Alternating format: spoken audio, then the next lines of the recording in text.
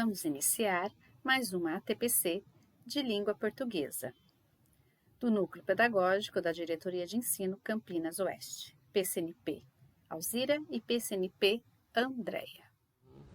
Outro dia um jornalista me perguntou se eu tinha o hábito da leitura. Eu disse a ele, não tenho o hábito não, eu tenho a paixão da leitura. Tá certo? Eu acho que, aliás, que um escritor é, antes de tudo, um leitor. Você não pode imaginar o encantamento que era para mim, no sertão da Paraíba. Eu, logo que me alfabetizei, eu comecei a ler. Meu pai deixou uma biblioteca muito boa, meu pai era um grande leitor, gostava muito de literatura. Foi na biblioteca que ele nos deixou que eu li pela primeira vez Eça de Queiroz, Machado de Assis, a Luísa Azevedo, Euclides da Cunha. Então, eu vivia no sertão. Olá, professor. Olá, professora. Tudo bem? Espero que todos estejam muito bem. Lembrando que vocês podem nos enviar suas dúvidas, sugestões para novas ATPCs por meio do link de acesso do nosso canal do YouTube. Obrigada a todos que nos têm enviado. Ariano Suassuna.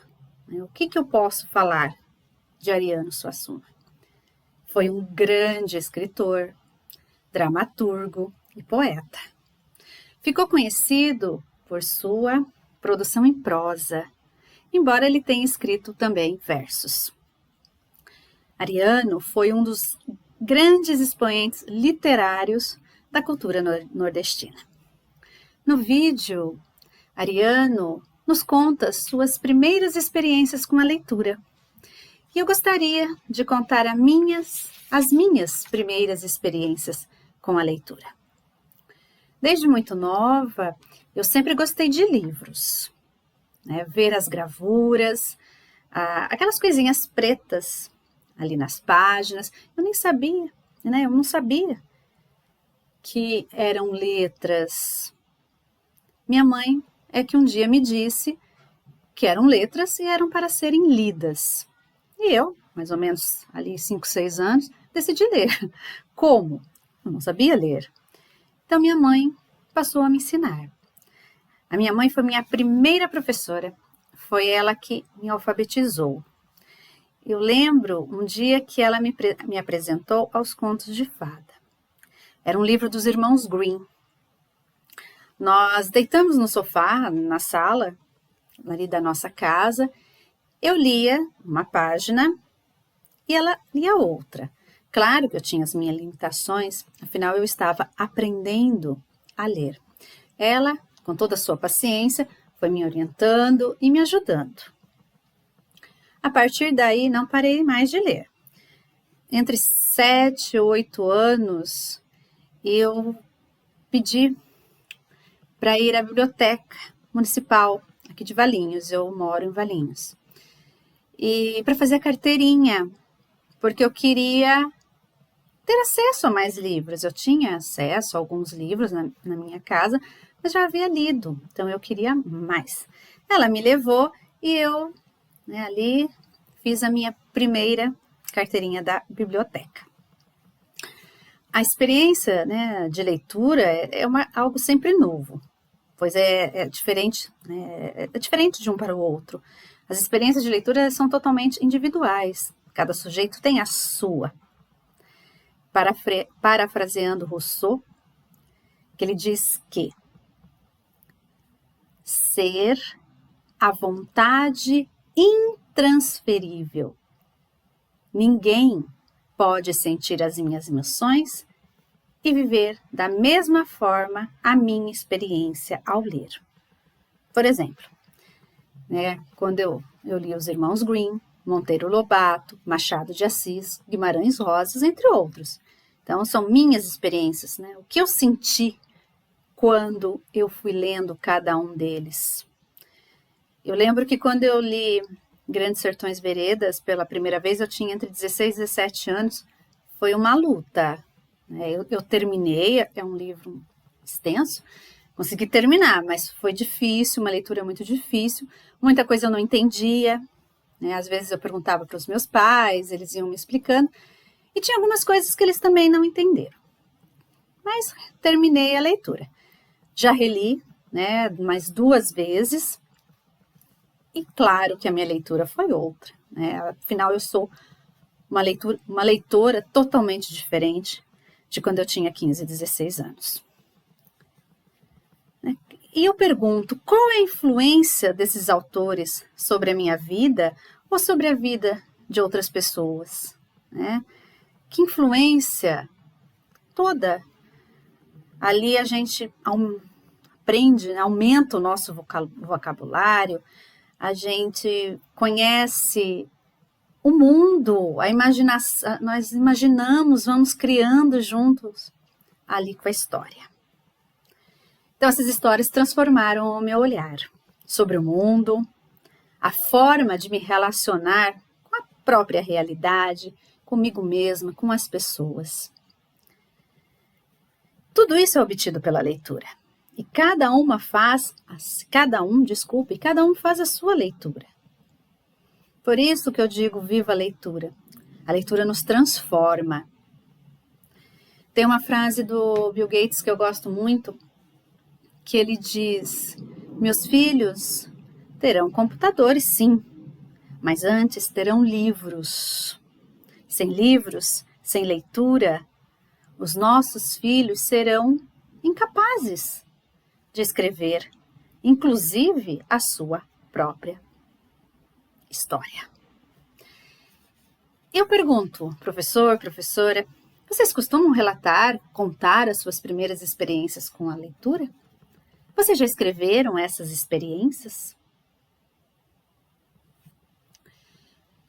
A partir do vídeo que nós acabamos de ver, ali do Ariano, dando seus depoimentos, contando suas experiências, é possível identificar qual o tema da TPC de hoje? O tema da TPC de hoje é leitura. A pauta da TPC de hoje. Relato. Nós já conversamos sobre o meu relato, da minha experiência com a leitura, uma reflexão sobre a leitura, leitura compartilhada e finalizando com a leitura de leite. Mirta Castedo é uma especialista argentina em didática da leitura e da escrita. Ela é docente e pesquisadora da Universidade Nacional de La Plata. E ela vai dizer que dizer o texto em voz alta ou silenciosamente não é suficiente para compreender. O que não significa ler mal ou não saber ler, mas estar em processo de aprender algo que está além das palavras. Ou seja, ler bem, oralizar bem as palavras, não quer dizer que o estudante interpretou aquilo que leu. E talvez aquele estudante que tem uma leitura truncada, que gagueje, não oraliza bem as palavras, pode ter interpretado tudo aquilo que leu. Saber ler é decodificar e ler com compreensão. A leitura não é só um processo de decodificação, de compreensão e interpretação das palavras. A leitura é algo muito mais amplo do que simplesmente atribuir significado às palavras. É um ato de dar sentido ao texto e que vai depender das experiências dos sujeitos, como o sujeito pensa e como olha para o mundo. A leitura pressupõe conhecimentos prévios do leitor para que ele possa atribuir sentido àquilo que está lendo. Qual é o papel da escola diante da leitura? É propiciar aos estudantes leituras interessantes, não só a leitura do livro didático, mas também de diversos gêneros que venham a contribuir para despertar a curiosidade, despertar o encantamento pela leitura. Aquele encantamento que o ariano se refere. Qual a importância da leitura em nossa vida? Por que ler? O ato de ler vai estimular a criatividade, vai trabalhar a imaginação, vai exercitar a memória. Também contribui com o crescimento do vocabulário dos estudantes e melhora a sua escrita. A leitura contribui com o aprendizado dos estudantes. Ela vai estimular o bom funcionamento da memória, aprimora a capacidade de interpretativa dos estudantes, mantém o raciocínio ativo, além de proporcionar ao estudante um conhecimento amplo e diversificado sobre diversos assuntos. Citando Antônio Cândido, ele dizia que não podemos nos esquecer do nosso direito à literatura, como qualquer outro direito humano. Eu trouxe um filme, é um resumo de um filme chamado Mãos Talentosas. O resumo, ele foi produzido por uma aluna do Colégio Estadual Duque de Caxias. Vamos ao vídeo. Mãos Talentosas, a história de Ben Carson.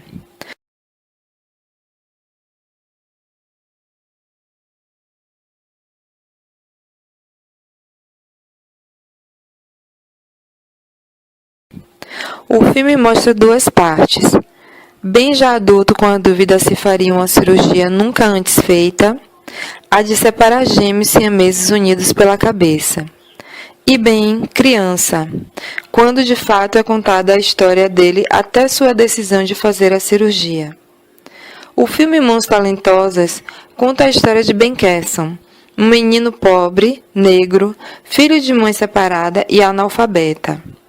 Ben era um aluno com baixíssimo rendimento, que sofria preconceito por parte de seus colegas e que se achava completamente incapaz de ser alguém ou de conseguir algo na vida. Entretanto, sua mãe, maior incentivadora do futuro do neurocirurgião, faz de tudo para que ele acredite em seu potencial. E é quando ela se depara com a biblioteca de seu patrão, que percebe o que poderia ajudá-la a mudar seu futuro. Assim, o menino é obrigado pela mãe a ir para a biblioteca ler 2 livros por semana, o que o faz descobrir a literatura, pois a partir daí ele passa a ser um leitor assíduo dos livros.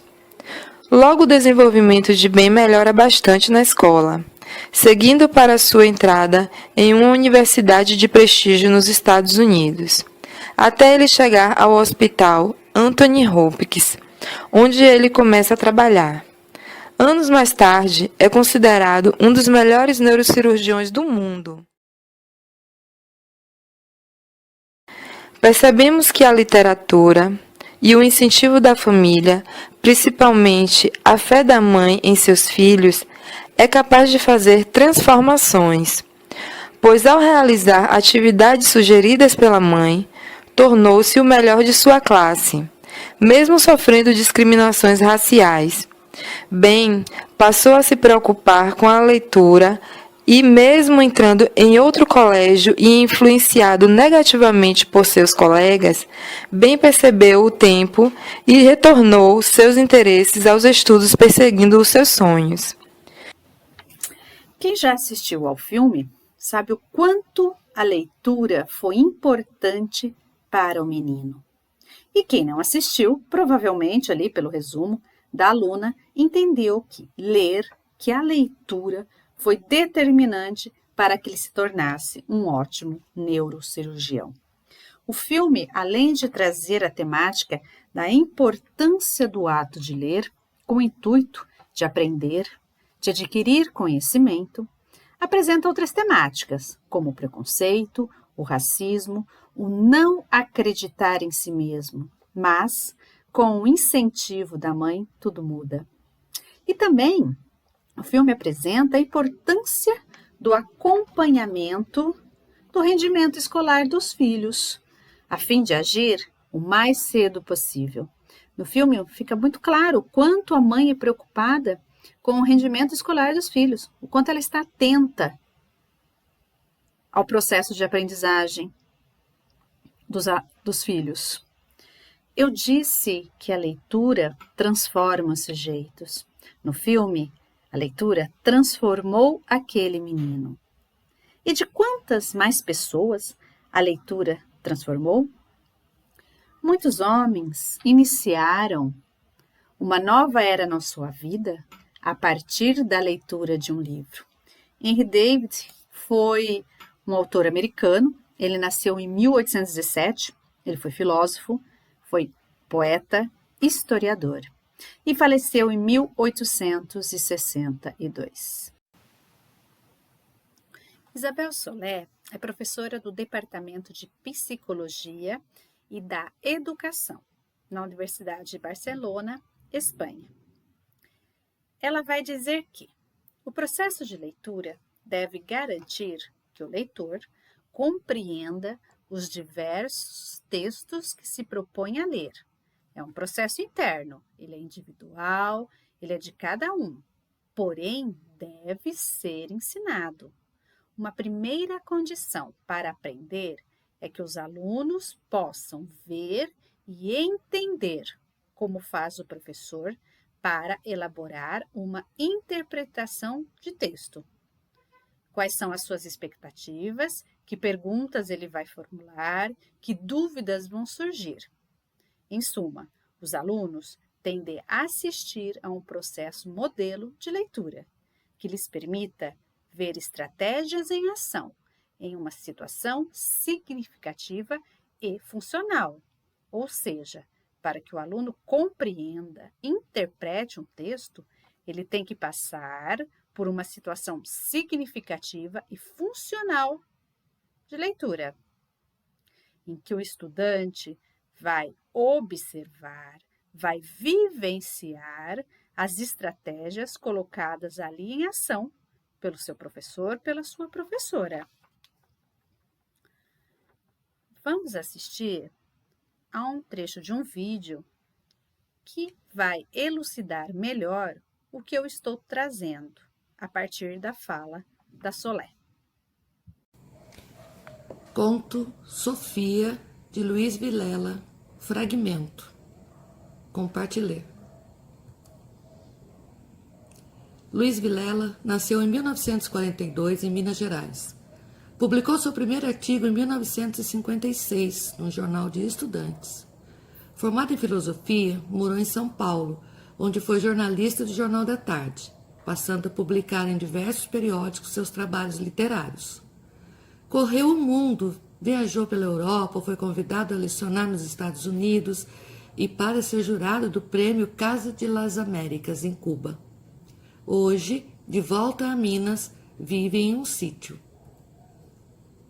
Formou-se em filosofia na Universidade Federal de Minas Gerais, em Belo Horizonte. Depois de residir em São Paulo e passar períodos nos Estados Unidos da América e na Espanha, Luiz Vilela vive desde meados dos anos 1970 em sua cidade natal, em Minas Gerais. Agora vamos ao texto? Tire suas próprias conclusões sobre esse conto. Sofia. Quem é Sofia? O que é que se vai contar sobre Sofia? Quem vai falar sobre ela? Este nome faz com que você lembre de alguém ou de algum fato em especial? Já tinha brincado muito e agora estavam reunidos ao pé do poste, pensando numa coisa nova para fazer. O que significa a expressão reunidos ao pé do poste? Onde passa essa história? Quem já tinha brincado muito? Já tinham brincado muito de quê? E que coisa nova poderiam fazer? Ainda era cedo. A noite apenas começara. Vamos mexer com Sofia? Propôs um. Quantas horas provavelmente eram? Quem é a Sofia? O que significa mexer com a Sofia? O que fariam para mexer com a Sofia? Caracterize quem propôs mexer com ela. Qual será a sua reação? Sofia era a dona do mercadinho, a vítima predileta deles. Pintavam os 7 com ela. Sofia assustava-se com nada, e isso os deliciava. Com base no texto, caracterize Sofia. O que é um mercadinho? Quem são eles? Era a primeira vez que mexiam com Sofia? O que quer dizer pintavam os 7 com ela? Viviam assombrando-a. O que fazia para assombrar Sofia? Como Sofia reagia? Vozes estranhas chamando lá fora e ninguém. Estavam no telhado. A caveira de mamão verde com vela acesa dentro, capas, máscaras horrorosas, o caixote de lixo que sumia, o ferro de abaixar a porta que sumia, ratos, sapos, lagartixas aparecendo de repente. Minha nossa! Quase desmaiava. Dessa vez eu chamo o guarda, mas nunca chamava o guarda. E tudo o que fazia era ameaçar os meninos agitando o braço gordo. O vídeo apresenta o conto Sofia, de Luiz Vilela. A professora inicia com a contextualização de quem é o autor. A partir do título, ela inicia uma série de perguntas. Essas perguntas vão acionando os conhecimentos prévios dos estudantes. Eles vão fazendo inferências, levantando hipóteses. Durante toda a leitura, várias estratégias de leitura estão sendo acionadas. Nós já conversamos um pouquinho sobre estratégias de leitura em outra TPC da Roxane Rojo. A leitura compartilhada é quando o professor lê um texto para os seus estudantes e, no desenrolar da leitura, vai questionando sobre as pistas linguísticas que vão contribuir para a construção de sentidos do texto. Assim, os estudantes participam de forma ativa do processo de aquisição de sentidos, para que ele compreenda aquilo que lê. Professor, professora, como fazer uma leitura compartilhada nesse momento com o estudo remoto? É possível fazer como a professora fez? Ela faz um vídeo, ali ela trabalha com as estratégias de leitura. É possível fazer igual para os seus estudantes? Notícias desse incêndio desastroso que aconteceu no Rio de Janeiro. Já vi. Repetiu 2 vezes. Isso. Quem não viu vai ver agora na notícia. Vamos acompanhar. Leitura compartilhada de notícia. Incêndio de grandes proporções destrói o Museu Nacional na Quinta da Boa Vista. Ainda não há informações sobre as causas do fogo. Ninguém se feriu, mas a maior parte do acervo foi destruída. A instituição tem 200 anos de história e foi residência de um rei e 2 imperadores. Olha só, incêndio de grandes proporções. Vocês já viram um incêndio de grandes proporções? Não dá medo de um incêndio desse? Então, você acha que destruiu pouco ou muito esse museu?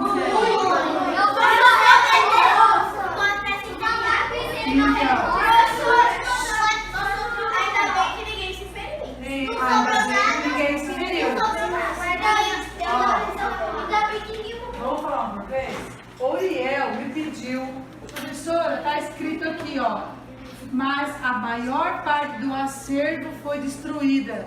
O que é acervo? Esse museu, ele existe desde a época de Desde a época de Dom Pedro.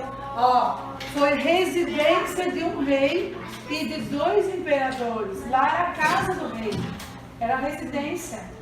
E depois virou museu e agora incentivou a perder tudo. Vamos ver a leitura da notícia.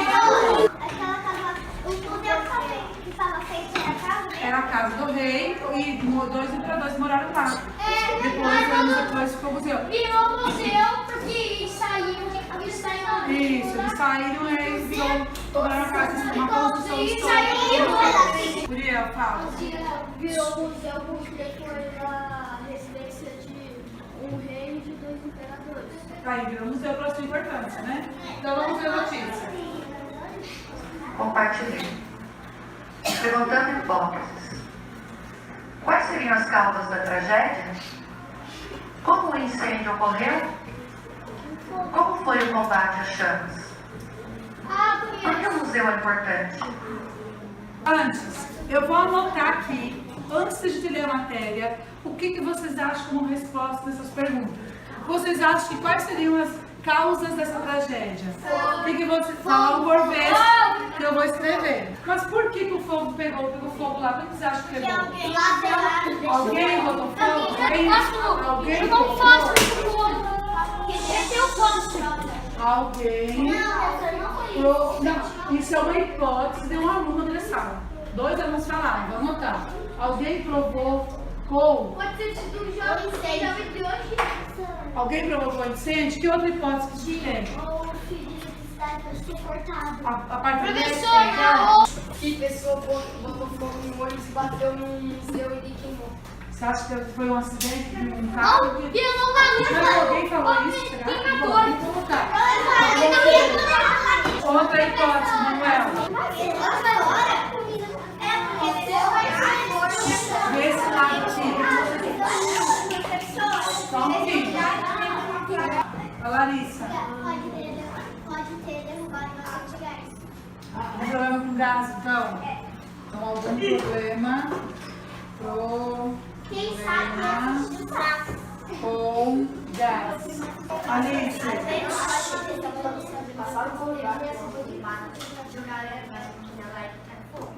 Então, um incêndio criminoso proposital, né?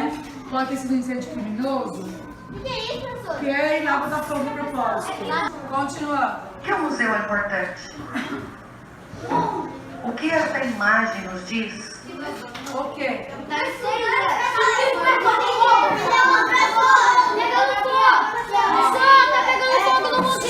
Aquilo que a Alice falou, não sobrou nem atolhado. Então foi em grandes proporções, queimou muito. Eles conteve o incêndio no Museu Nacional no Rio de Janeiro. Vamos à notícia? Um incêndio de grandes proporções destruiu o Museu Nacional na Quinta da Boa Vista, em São Cristóvão, zona norte do Rio. O que a expressão grandes proporções quer dizer? Nós já falamos, né? O fogo começou por volta das 19h30 deste domingo, dia 2, e foi controlado no fim da madrugada de segunda-feira, dia 3. Mas pequenos focos de fogo seguiam queimando partes das instalações da instituição que completou 200 anos em 2018 e já foi residência de um rei e 2 imperadores. Por qual motivo o museu foi residência de imperadores? Por qual motivo, então, que ela foi residência dos imperadores? Porque a capital do Brasil era do Rio. E aí, lá se construiu o palácio do governo, que era o rei, né? A maior parte do acervo, de cerca de 20 milhões de itens, foi totalmente destruído. 20 milhões de itens. É muito material histórico e muitas pessoas diferentes. Tinha objetos lá no museu, que é o museu do Brasil, lá no Rio de Janeiro. Tinha objetos lá do Egito. Tinha múmia do Egito. Objetos egípcios, coisas de 5 mil anos atrás. Não é só a nossa riqueza histórica. Não é só do nosso país. Tinha objetos dos outros povos indígenas de outros países, de outros obras de arte, de artistas de outros países que estavam no museu. Vocês sabem o que é acervo? Nós já falamos. Fósseis, múmias, registros históricos e obras de arte viraram cinzas. Pedaços de documentos queimados foram parar em vários bairros da cidade. Segundo a assessoria de imprensa do museu e o Corpo de Bombeiros, não há feridos. Apenas 4 vigilantes estavam no local, mas eles conseguiram sair a tempo. O que teria causado o incêndio? Então, nós já tínhamos levantado algumas hipóteses, né? Vamos ver agora na notícia.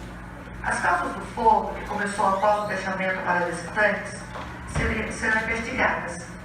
A Polícia Civil abriu inquérito e repassará o caso para que seja conduzido pela Delegacia de Repressão a Crimes do Meio Ambiente e Patrimônio Histórico da Polícia Federal, que irá apurar se o incêndio foi criminoso ou não. Perigoso ou não. Falta data para os bombeiros? O vídeo que acabamos de assistir é do canal Compartilhar, que tem como foco, como objetivo, a formação de leitores. E eu os convido para que assistam o vídeo na íntegra. Eu trouxe a tirinha da Turma da Mônica, do Maurício de Souza, para conversar com vocês. Quando eu vi a tirinha, eu imediatamente lembrei do encantamento pela leitura. Eu fui encantada pela leitura pela minha mãe e depois por professores maravilhosos que eu tive. A tirinha traz a mãe lendo para a filha, para o filho, se tem a interação entre eles, né? O cuidado com o filho, o cuidado com a filha. É o momento deles estarem juntos. O tema das leituras tem uma relação direta com as personagens. Era uma vez 3 porquinhos que viviam. Se o professor ou a professora trabalhar com a tirinha, ao ler o primeiro quadrinho, o estudante, né, que for leitor de tirinhas ali do Maurício de Souza, ele imediatamente já aciona seus conhecimentos prévios e já entende. Ele compreende a relação do Cascão com a história dos 3 porquinhos. E os estudantes que não são leitores do Maurício de Souza, você, professor, pode ir fazendo perguntas para que o estudante vá fazendo inferências, vá levantando hipóteses sobre essa relação do Cascão com a condição de não tomar banho. Afinal, o Cascão não aprecia nem um pouco tomar banho. O quadrinho 2, e Chapeuzinho Vermelho, disse: para que esse nariz tão... Será que aí não tem a relação, talvez, com os dentes tão grandes da Mônica? E o terceiro quadrinho, A Mãe da Magali, e então adiciona-se 2 colheres de açúcar mascavo e mexe-se a calda por 2 minutos. Aí também, né, o estudante, que é leitor de história das tirinhas do Maurício de Souza, conhece a personagem Magali e sabe a relação dela com a comida. E outros aspectos, né, também podem serem trabalhados aí. O lado afetivo, né, a mãe e o filho estarem juntos no momento de leitura. As próprias estratégias, eu fiz alguns comentários breves sobre a questão das estratégias de leitura. Você, professor, pode ampliar o trabalho com as estratégias. O encantamento pela leitura, né? A mãe lendo para o filho, para a filha, desde pequenos. A mãe incentivando, dando o exemplo de ser uma leitora. Há aspectos que contribuem, né? São vários aspectos aí que contribuem para que a criança desenvolva esse encantamento pela leitura, né? O gosto pela leitura. E também a leitura deleite, né? Que é o ler pelo prazer de ler, sem nenhum objetivo, apenas pelo deleite, apenas pelo prazer. A leitura compartilhada, ela não é feita apenas com um texto ficcional. Tá certo, eu apresentei ali, né, o conto do Sofia, que é um texto ali ficcional, mas pode-se trabalhar com a leitura compartilhada, qualquer tipo de gênero, né? O conto, as notícias, né? Ali notícias também. Tanto é que tem a professora trabalhando uma notícia ali do museu que pegou fogo. e as tirinhas, né? Tudo vai depender, claro, e outros gêneros, tudo vai depender dos objetivos do professor e da professora, né? E a leitura compartilhada, ela pode ser trabalhada por qualquer componente curricular. Qualquer componente curricular pode trabalhar com uma tirinha, né? Como essa tirinha aqui. Eu não entrei em aspectos, né, relativos à gramática, nada disso. São conhecimentos prévios, conhecimentos de mundo, que a gente tem em relação às tirinhas do Maurício de Souza. Leitura deleite. Ler pelo prazer de ler. Não é obrigatória, nada é pedido, nada é cobrado, nada é exigido. Quando praticá-la? Todos os dias. O momento da leitura deleite na sala de aula ou no ensino remoto faz com que o estudante perceba que o leitor tem finalidades de leitura. E uma delas é a leitura só pelo prazer. Tal prática contribui para a formação de leitores e é capaz de despertar nos estudantes o interesse, o gosto pela leitura. O professor, a professora, ao proporcionar aos estudantes momentos de leitura deleite, contribui para que ele tenha acesso a vários tipos de textos, conheça diversos autores e estilos de escrita. Trabalhar com a leitura deleite é aquele momento que tudo para. Os estudantes vão ouvir o professor ou a professora contar uma história. Vamos ouvir a professora Camila falando sobre a leitura deleite. Eu achei muito bacana quando me deparei com a leitura deleite, porque ela é uma leitura que ela é feita sem compromissos, sem cobranças. Ela é simplesmente feita pelo prazer da leitura. Eu costumo dizer que o aluno, mesmo o professor, ele degusta desse texto que está sendo lido. Você pode ler qualquer tipo de gêneros textuais, tá? Pode ser feito também ou no começo da aula ou no final, como o professor preferir. Eu, por exemplo, costumo fazer a leitura deleite no começo da aula, que os alunos estão mais tranquilos, né? Já arrumaram as coisinhas deles. E é muito bacana porque isso vai se tornando uma rotina. Eles vão gostando tanto, eles vão pegando o gosto pela leitura, que eles acabam cobrando a gente. Eles querem saber, professora, o que vai ser lido hoje? Então, assim, você pode fazer a escolha dos livrinhos ou dos textos junto com os alunos, ou você mesmo já traz definido o que vai ser lido, né? Ela pode ser desenvolvida de diversas maneiras. Pode ser lida tanto pelo aluno quanto pelo professor. Ela pode ser feita também individualmente ou em grupo. Eu costumo fazer de formas variadas, né? Não assim todo dia da mesma forma. Então tem dias que eu costumo fazer na sala de aula, um sentado atrás do outro, ou dentro da própria sala eu faço grupos. Eu adoro quando o dia tá bonito, assim, de sair também da sala de aula. Isso é muito gostoso.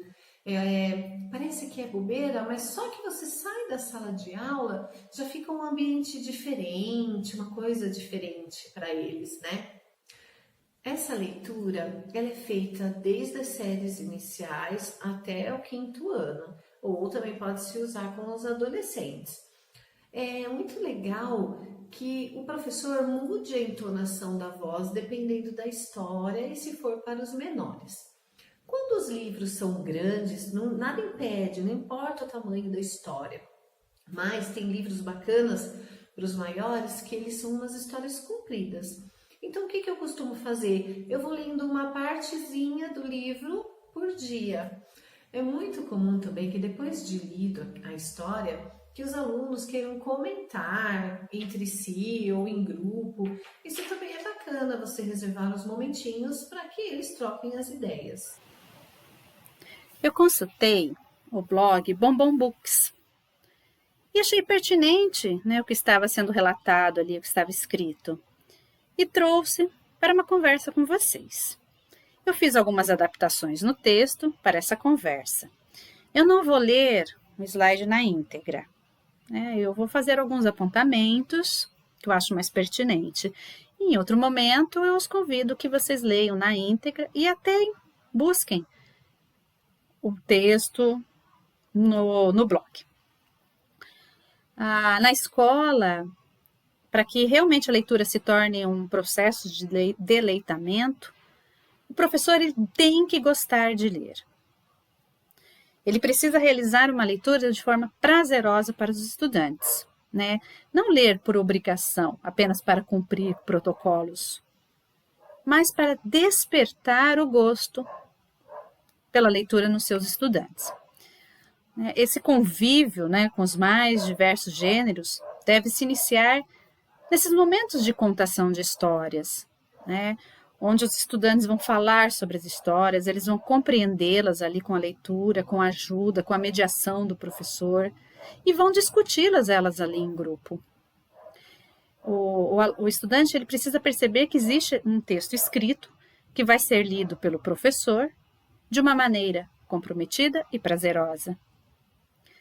É nesse momento aí de contação de história que o estudante ele vai começar a compor significados a partir da observação, da audição e passa a vivenciar a leitura, caminhando assim, né, pela essa mediação do professor para a construção do seu próprio letramento literário.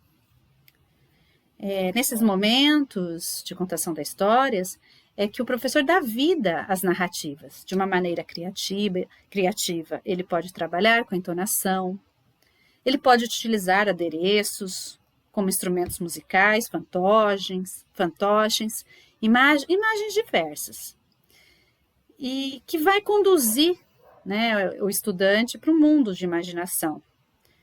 Fato que vai fazer com que a leitura se torne agradável e que o estudante goste, aprecie essa leitura, esse momento da leitura. A leitura deleite, ela é uma estratégia muito importante para ajudar o aluno a desenvolver o gosto, o prazer por ler, né? Pois leva à reflexão, aguça a imaginação. E conforme essa leitura vai acontecendo aí nas escolas ou no espaço familiar, ela é realmente praticada como uma fonte de prazer. E o estudante percebe e passa a desfrutar das diferentes histórias, aproximando-se cada vez mais do universo literário. Eu fiz nesses apontamentos e estar conversando um pouquinho com vocês sobre a leitura deleite. Eu não podia deixar de fora a personagem Mafalda. Eu até tentei. Ela, com toda a sua criticidade, diz: viver sem ler é perigoso, porque obriga-te a acreditar no que te dizem. Quem não lê, quem não interpreta, é obrigado a acreditar no que vão dizer.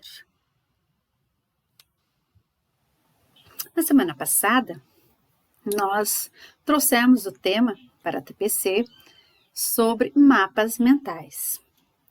Uma sugestão: peçam aos estudantes que realizem um mapa mental a partir de uma leitura que eles realizaram. O que acham? É uma boa dica? É algo possível? Eu vou, para finalizar, né, a gente está finalizando a TPC de hoje, eu trouxe uma leitura deleite para esse finalzinho. Como eu já disse em outras ocasiões, eu não posso passar o vídeo na íntegra por conta dos direitos autorais. Então eu trouxe um trecho e eu sempre os convido para que assistam na íntegra, principalmente o que eu vou apresentar agora. Vamos ao vídeo? Aquele lugar, o ar. Primeiro fiquei sabendo que gostava de Diadorim, de amor mesmo, mal encoberto em amizade. Foi de repente que aquilo se esclareceu, falei comigo, não tive assombro, não achei ruim, não me reprovei na hora, melhor a lembro. O nome Diadorim, que eu tinha falado, permaneceu em mim. Me abracei com ele, mel se sente a todo lambente. Diadorim, meu amor. Como é que eu podia dizer aquilo? E como é que o amor desponta? Coração cresce de todo lado, coração vige feito riacho, columiando por entre serra e varjas, matas e campinas, coração mistura amores. Tudo cabe. E eu? Como é que eu posso explicar para o Senhor o poder de amor que eu criei? Minha vida que eu diga. Diadorim tomou conta de mim e de repente eu estava gostando dele num descomum, gostando ainda mais do que antes, com meu coração nos pés. E dele o tempo todo eu tinha gostado, amor que amei, e daí então acreditei. Um Diadorim só para mim. Tudo tem seus mistérios, eu não sabia, mas com minha mente eu abraçava com meu corpo aquele Diadorim, que não era de verdade. Não era. Diadorim deixou de ser nome e virou sentimento meu. Gostaram da leitura? Com a grande Maria Bethânia, nos deliciando com a leitura de Guimarães Rosa, Grandes Sertões e Veredas, no momento que Riobaldo fala de Diadorim, seu grande amor.